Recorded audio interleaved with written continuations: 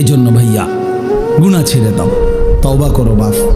এই ঈদের দিন থেকে নিয়ে পর্যন্ত যারা গুনাহ এবং নাফরমানি আর অশ্লীলতার বেহায়াপনা, মোবাইলে হোক আর বাস্তবিকে হোক, যেমনেই হোক আল্লাহর নাফরমানিতে কাটাইলা, দয়া করে দোস্ত নিজের উপরে রহম করো, মাফ চাও, তওবা করো।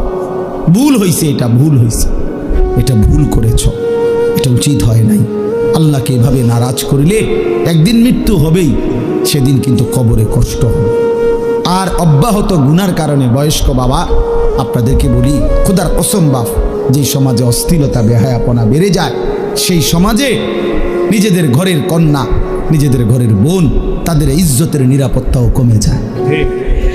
যে সমাজে মদ বেড়ে যায়, নেশা বেড়ে যায়, জুয়া বেড়ে যায়, সেই সমাজের মেয়েদের চারিত্রিক পবিত্রতাও কমে যায়, কমে যায়। কোনো না কোনো ফান্দে, কোনো না কোনো অসতের খপ্পরে পড়ে যায়, কোনো না কোনো চরিত্রহীন লম্পট যুবকের খপ্পরে পড়ে যায়।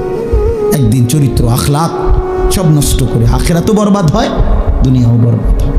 এই জন্য নিজেদের পরিবারের পবিত্রতার জন্য একজন আরেকজনের চেষ্টা করা উচিত।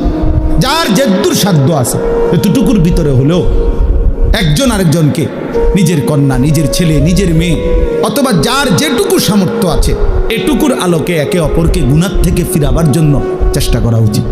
সবাই হাত পাও ছাইরা দিলে আসমানের ফেরেশতা এসে ঠিক করবে। আমাদেরটা আমরাই চেষ্টা করতে হবে, আমাদেরটা আমরাই চেষ্টা করব। আল্লাহ আমাদেরকে তৌফিক দেন।